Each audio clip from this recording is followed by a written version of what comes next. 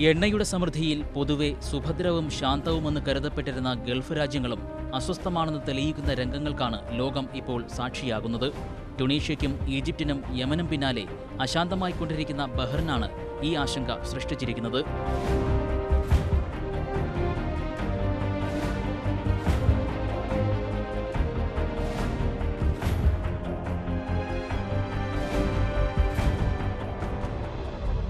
Persian ഉൾക്കടലിലെ Saudi Arabia, UAE, Qatar, Kuwait, Oman, Bahrain എന്നീ 6 രാഷ്ട്രങ്ങളാണ് Gulf രാജ്യങ്ങളായി അറിയപ്പെടുന്നത്.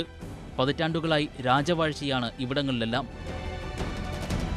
രാജവാഴ്ചയ്ക്കെതിരെ അടക്കിപ്പിടിച്ച ജനരോഷത്തിന്റെ ബഹിർഗമനമാണ് ബഹ്റൈനിൽ ദൃശ്യമാകുന്നതെങ്കിൽ ഈ മുന്നേറ്റങ്ങൾ അയൽ രാജ്യങ്ങളിലേക്കും വൈകാതെ പടരുമെന്ന് കരുതേണ്ടിവരും.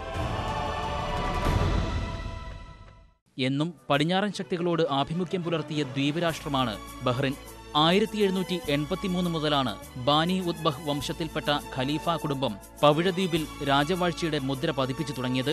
18-ാം നൂറ്റാണ്ട് മുതൽ ബ്രിട്ടന്റെ അധീനതയിലായിരുന്ന ഈ ദ്വീപ് രാഷ്ട്രം 1971 അവരിൽ നിന്നും സ്വതന്ത്രമായി. ഗൾഫ് രാഷ്ട്രങ്ങളിൽ ഏറ്റവുമാദ്യം എണ്ണ നിക്ഷേപം കണ്ടെത്തുന്നതും ബഹ്റൈനിലായിരുന്നു.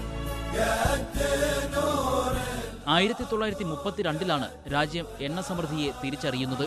മത്സ്യബന്ധനവും ടൂറിസവും ബഹ്റൈനിന്റെ സാമ്പത്തിക രംഗത്തിന് മുതൽക്കൂട്ടായി മാറി. അതിർത്തി പങ്കിടുന്ന ഖത്തറിന്റെയും സൗദിയുടെയുമെല്ലാം സാന്നിധ്യവും ബഹ്റൈന് കരുത്തു പകർന്നു. സുന്നികളായ ഖലീഫ രാജകുടുംബത്തിന്റെ ഭരണത്തിൽ ബഹ്റൈനിലെ 70% വരുന്ന ഷിയ ഭൂരിപക്ഷം അവഗണിക്കപ്പെടുകയും അടിച്ചമർത്തപ്പെടുകയും ചെയ്യുന്നുവെന്നാണ് ഷിയാകളുടെ കാലങ്ങളായുള്ള പരാതി. വിശ്വാസത്തിലെ വൈരുദ്ധ്യങ്ങളിലും ഭൂരിപക്ഷത്തിന്റെ സംഘബലത്തിലും തഴയപ്പെടുന്ന ഷിയ മുസ്ലിങ്ങളുടെ സ്വാഭാവിക പരിണാമമാണ് ബഹ്റൈനിൽ ഇപ്പോൾ ദൃശ്യമാകുന്നത്. രാജ്യം സ്വതന്ത്രമായ 1971 മുതൽ പ്രധാനമന്ത്രി പദത്തിലിരിക്കുന്ന ഷെയ്ഖ് ഖലീഫ ബിൻ സൽമാനെതിരെയാണ് ബഹ്റൈനിൽ ആദ്യം പ്രതിഷേധം ശക്തമായത്. 4 പതിറ്റാണ്ടായി പ്രധാനമന്ത്രി പദം കൈവടിയാത്ത 74-കാരനായ ഖലീഫ ബിൻ സൽമാനെതിരായ പ്രക്ഷോഭം ബഹ്റൈൻ രാജാവിനെതിരെ തിരിഞ്ഞിരിക്കുന്നു. 1999 അന്നത്തെ രാജാവ് ഷെയ്ഖ് ഈസയുടെ മരണത്തെ തുടർന്നാണ് മകൻ ഹമദ് ബിൻ ഈസ ഖലീഫ രാജാവാകുന്നത്.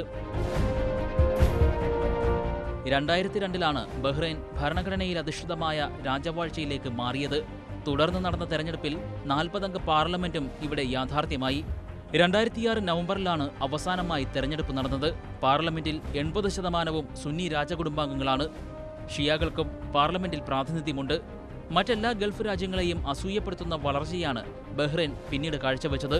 തികഞ്ഞ അഭിപ്രായ സ്വാതന്ത്ര്യവും കുരുക്കുകളില്ലാത്ത നിയമങ്ങളും ബഹ്റൈനെ ലോകത്തിന് മുൻപിൽ ശ്രദ്ധേയമാക്കിയിരുന്നു. എന്നാൽ രാജ്യത്തെ ഭൂരിപക്ഷമായ ഷിയ വിഭാഗം തൊഴിലില്ലായ്മയിലും ദാരിദ്ര്യത്തിലും തള്ളപ്പെട്ടെന്ന ആക്ഷേപം നിലനിന്നു. പ്രധാനമന്ത്രിയുടെ രാജി ആവശ്യപ്പെട്ട് ഈജിപ്തിലെ തഹ്രീർ ചത്തുരത്തെ പ്രതീകവൽക്കരിച്ച് തലസ്ഥാനമായ മനാമയിലെ പേൾ സ്തൂപത്തിനരികെയാണ് ജനക്കൂട്ടം തമ്പടിച്ചത്.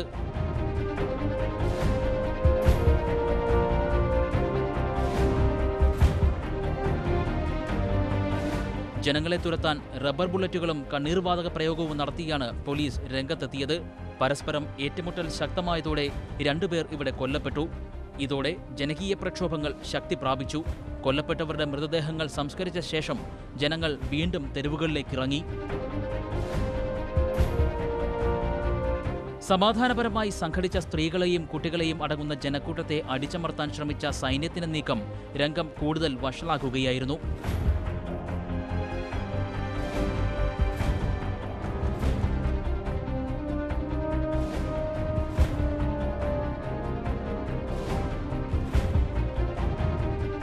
പിന്നീടുണ്ടായ സംഘർഷങ്ങളിൽ 4 പേർ കൊല്ലപ്പെട്ടതായി റിപ്പോർട്ടുകൾ വന്നു.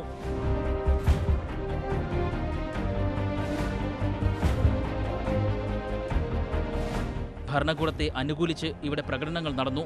1 ലക്ഷം വരുന്ന ആളുകളെ അണിനിരത്തി പ്രതിപക്ഷവും റാലികൾ സംഘടിപ്പിച്ചു.